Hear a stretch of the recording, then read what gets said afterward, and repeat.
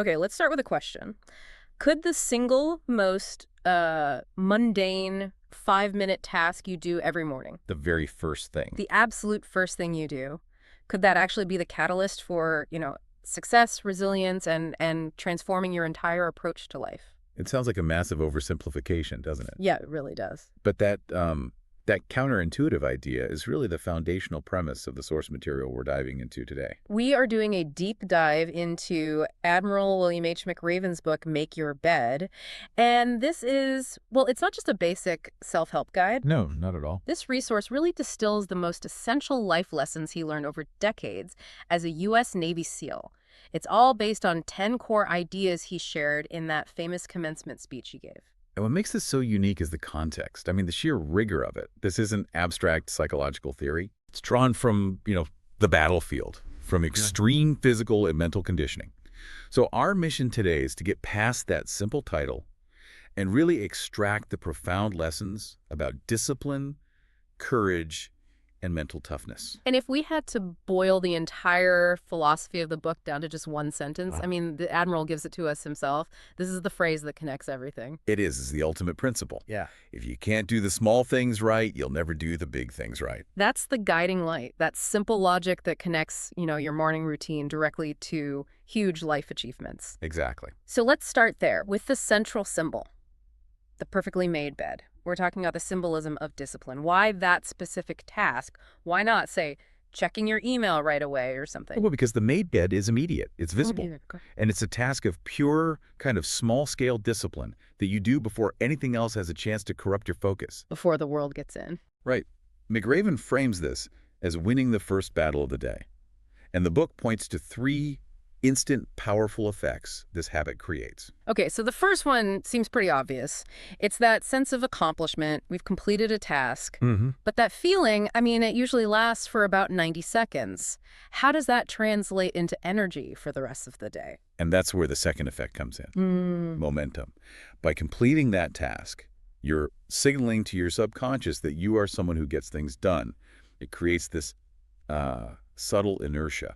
It's not about the clean sheets, then. Not at all. It's about the psychological shift that says, I started the day on offense. Yeah. And that momentum makes the next small task, a little bit easier. So we have the initial win and then the momentum. What's the third effect? The more enduring one? The third is about reinforcement in detail. It's a constant, tangible reminder that small actions really do matter. If you can apply care to the tiny details of the sheets and pillows, you're training your brain for competence in bigger things. Right. If you neglect the small stuff you can control. What happens when you face a challenge you can't control? That's a powerful framework. But let's talk about resilience. It's one thing to make your bed on a good day. What about on a catastrophic day? A professional failure? A huge personal setback? This is where the made bed really transforms from a symbol into, a psychological anchor. Okay. McRaven points out that no matter how defeated you feel, you return home at the end of the day and you come back to something clean, something ordered. It's a physical, small reminder that something went right. Exactly. It's that baseline standard you held for yourself. Yeah. And it encourages persistence because it proves that even in chaos, you maintained one small self-imposed standard. It's that quiet assurance that tomorrow you can try again, starting with that same small victory. Okay, let's unpack this. Moving from that personal discipline into external challenges, the SEAL training wasn't just about solo excellence, right? It was all about cooperation.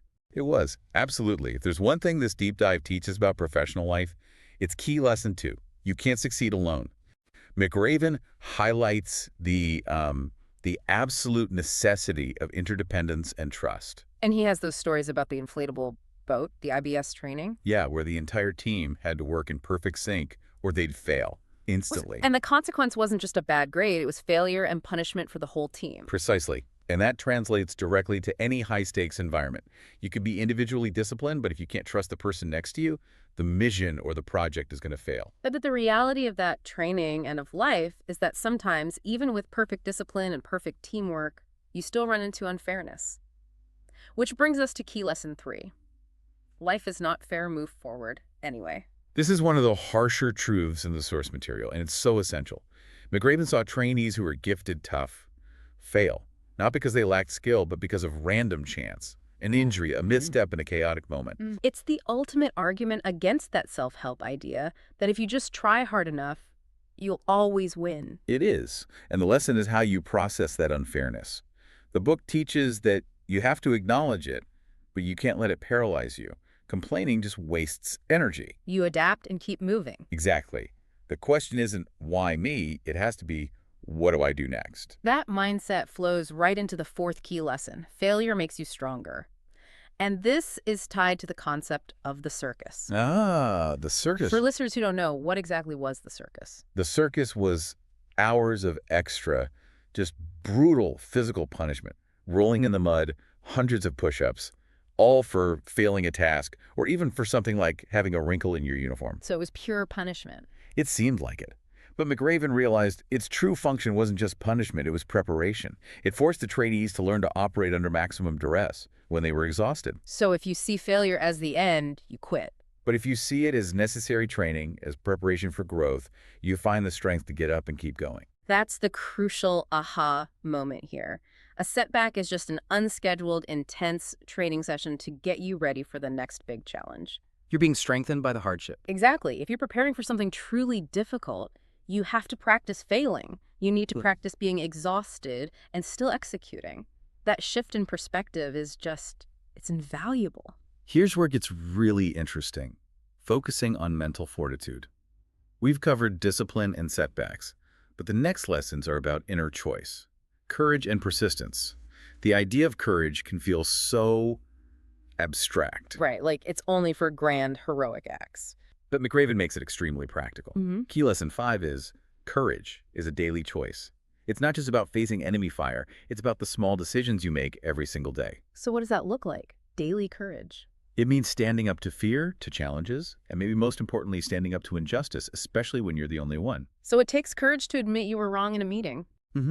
Or to challenge a flawed plan from a superior. They aren't grand acts, but when you practice those small, courageous acts, you build the capacity for the big ones. Which links right back to that foundational idea. Small actions create big outcomes. Making your bed builds discipline. And speaking up builds courage. Absolutely. Which leads us to the final, the kind of non-negotiable message in the source material. Never, ever quit. It seems simple, but it's presented as the ultimate survival tactic. It is. McRaven tells the story of the bell hanging in the compound. If a trainee rings that bell, they surrender. The pain stops immediately. But quitting guarantees failure. It guarantees it. Persistence, on the other hand, it always keeps hope alive. Even when success seems impossible, the act of just continuing means the possibility, however small, still exists. You maintain power over the outcome as long as you refuse to ring that bell. It's a mental game. And the discipline you built by making your bed, by pushing through the circus, that's the reserve strength you call on to endure that extra 5 minutes you need to succeed. The strength of the source is just undeniable. It's so practical, short, and impactful. And it avoids theory by grounding every lesson in these intense, real-life anecdotes. That authenticity is its greatest asset. It bypasses all the typical motivational hype and just delivers applied knowledge. It tells you these lessons aren't about being superhuman. They're about executing achievable habits with a disciplined mindset. So what does this all mean? How do we apply this knowledge? How do we take these extreme lessons and apply them to an everyday life? Well, we can connect them directly to the people this deep dive is for. This book is perfect for students, for professionals looking for a foundation in discipline. If you feel stuck or unmotivated, it gives you that immediate, tiny win-the-made bed to get your momentum back. And it seems crucial for leaders, too. That emphasis on cooperation and trust from the SEAL teams is a blueprint for team building. It shows performance comes from shared burden, shared success. Yeah, it gives leaders these simple but powerful principles they can use right away. Now, to provide a balanced perspective, we should probably acknowledge the book's limitations. Of course. A full critical view is essential. So what are they? I'd say primarily, it's brevity. It's very motivational and prescriptive. It tells you what to do, but it's less instructional on the how. If you're already very disciplined, You might find the ideas familiar. It's really best as a starting point. A launch pad. A phenomenal launchpad, yeah. It proves that life-changing wisdom doesn't need to be complicated. That ordinary actions, when you couple them with perseverance, can lead to extraordinary results. The power isn't in the single act, but in the consistency. Exactly. Discipline in small things creates the success and toughness you need for the big things. That is the one lesson that should stick with you. So let's leave you with a final thought to mull over. We talked about how failure is reframed as preparation for growth. It's just the circus, a necessary training period. So if failure is truly preparation, consider this. What small, non-obvious failure from your recent past can you re-examine today? Not as a painful setback, but as a crucial learning opportunity that trained you specifically for the next major challenge you're facing. Look for that lesson that only that intense pressure could have revealed. If you can identify that, you transform what felt like a loss into a highly specific, powerful advantage for whatever comes next.